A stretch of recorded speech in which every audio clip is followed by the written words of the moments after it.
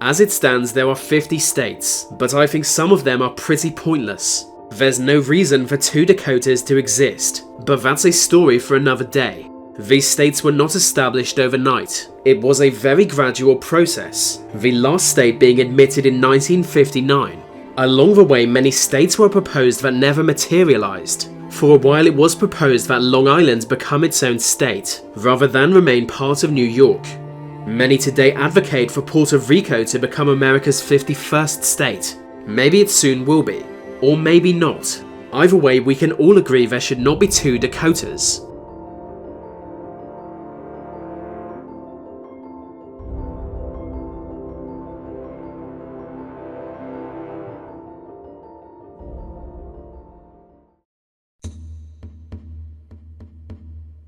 There's something strange looking about Idaho's northern region, known as the Idaho Panhandle. So it's no surprise many believe it should not be part of Idaho, but a theoretical new state called Lincoln. As well as the Panhandle, Lincoln would include most of what's now Washington, with the city of Spokane being its capital. Strangely, the establishment of Lincoln was first proposed in 1865 by the government of Idaho. With the only recently created state of Idaho having a low population, officials were eager to reduce its land area, thereby making it more manageable. For whatever reason, no one took them up on this offer, and Lincoln was never created, but the idea stuck, even growing in popularity as time went on. Today, many in eastern Washington see the concept of Lincoln as a way of gaining political influence. That region of Washington is generally more conservative than the more populous West. Maybe if they were part of Lincoln, those people would be better represented. By the mid-1800s, America's Mormon community began to desire their own homeland, somewhere isolated, where they could establish a new society based on the Mormon way of life. Soon they heard of a remote water basin surrounded by desert. The Great Salt Lake was the perfect location for what they desired, and so they began the dangerous journey. Initially, this territory was part of Mexico, but a brief war took care of that. Now part of the United States, Mormon settlers in the Salt Lake Valley proposed the government grant them a state. But for some reason, the state they wanted was to be gigantic, covering much of California, Nevada, Arizona, Colorado, and Oregon. Salt Lake City being their capital, it was to be a theodemocracy, a strange fusion of American democracy and Mormon theology, as proposed by their founder Joseph Smith. They called this state Deseret, which apparently means honeybee in some strange ancient language. The US government never sanctioned Deseret, but the concept laid the groundwork for Utah, which still now remains the only Mormon majority state. Until 1907, the state of Oklahoma did not exist. Instead, it was divided into 2 territories: Oklahoma Territory, inhabited by white settlers, and Indian Territory, inhabited by natives. But it was clear to all this arrangement could not last, and debate raged over what was to be done with the area. One suggestion was that the Indian Territory become its own state. With federal recognition, their state would have a native governor, and a state legislature made up entirely of natives. A great assembly of native tribes was convened, where they drew up a constitution for this potential state, naming it Sequoia. Then they sent a delegation to propose their cause to President Roosevelt. Roosevelt heard them out, but instead proposed a compromise.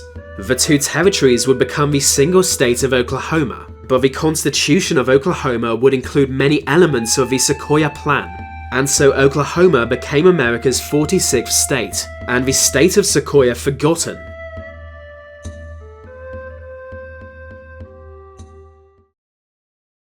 During the Civil War, Tennessee was among the Confederate states attempting to secede from the Union, but not everyone in Tennessee was happy about that. In fact, the small county of Scott decided itself to secede from Tennessee, but instead of joining with Kentucky, it declared itself a new state. Being small and of little strategic value, the Confederates simply ignored Scott County, allowing them to act as a real pro-Union state. The state was never recognized by the US government or by the government of Tennessee, but for a long time it effectively was its own state. In fact, the county only repealed its claim of statehood in 1986. just after the American Revolution, North Carolina was a lot bigger than she now is. But to help their new country pay off its war debt, they offered Congress all their territory west of the Appalachian Mountains. They had given away more than 29 million acres of land, but it was unclear what Congress would do with said land. Some suggested they sell it to France, or even back to England. But then in 1784 a group of settlers here founded their own republic, in the hope of it becoming the 14th state. They called it Franklin, hoping Benjamin Franklin himself would support their cause. He never did, but their plan almost worked. When the settlers applied for statehood, 7 of America's 13 states voted for approval, yet this was not quite the required 2/3 majority, and the effort fell through. For several years it existed as a de facto separate state, but is now part of Tennessee. Michigan is made up of 2 separate peninsulas, with all major settlements in the Lower Peninsula. The Upper Peninsula accounts for 29% of Michigan's land area, but only 3% of her population. Because of this, and the gigantic lake between them, the people of Upper Michigan have always felt different to those in the South. So for a long time there have been calls for Northern Michigan to become its own state. Even Thomas Jefferson at one point called for a new state here. Steadily these calls grew through the 19th century, but only in the 1960s did it become something worthy of consideration. By 1962, 20,000 people signed a petition to secede from Michigan, but authorities ignored the petition because of course they did. Believe it or not, there was nearly a state called Transylvania. Just 1 year before the American Revolution, settler Richard Henderson bought a huge patch of land from its native inhabitants. Covering much of what's now Kentucky, the land was valuable but difficult to reach.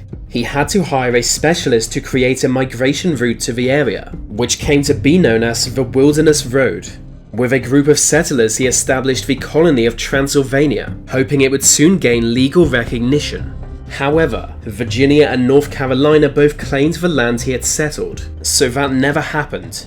Still, they continued to live on the land and establish their own society. After independence, they appealed to Congress, hoping Transylvania would become the 14th state. Their appeal was largely ignored. Washington, D.C. is the capital of America, but is not part of any state. As a federal system, it was decided no one state should have the privilege of housing the national capital. So in 1790, a special administrative region was created for this purpose, now known as Washington, D.C. To this day, the people who live here are stateless, and have no elected members of the Senate. Obviously, there have always been residents here disillusioned with this arrangement. For generations, they have campaigned for D.C. to be granted statehood. In 1993, then President Bill Clinton endorsed the effort, and a bill was introduced to Congress. While it was defeated in the House, few potential states ever get this close. In 1941, the mayor of a small Oregon town suggested that some parts of southern Oregon merge with northern California. His argument was simple: these parts of Oregon and California were heavily rural, and their specific needs were being ignored in favor of those in urban areas like Portland. And to be fair, he had a point. Armed rebellions began to break out in the region, and it seemed like the start of a major political movement. They even appointed a governor of the state of Jefferson, as by then they were calling it. But then Pearl Harbor happened, and the movement stopped in its tracks. Today Jefferson would have a population of 2.4 million and be the 18th largest state by land area. In the same way Puerto Rico almost became a US state, so did Cuba. By the late 19th century, Cuba, Puerto Rico and the Philippines were still Spanish territories, but the Spanish Empire had grown old and weak. Then in 1898 the United States declared war on Spain. In less than 4 months it was over, and America had taken control of Cuba, Puerto Rico, Guam, and the Philippines. In all but name, the United States was now an imperial power, but it was unclear what would now be done with these new lands. Many argued they all become states, and be admitted to the Union. For a while this was seriously considered.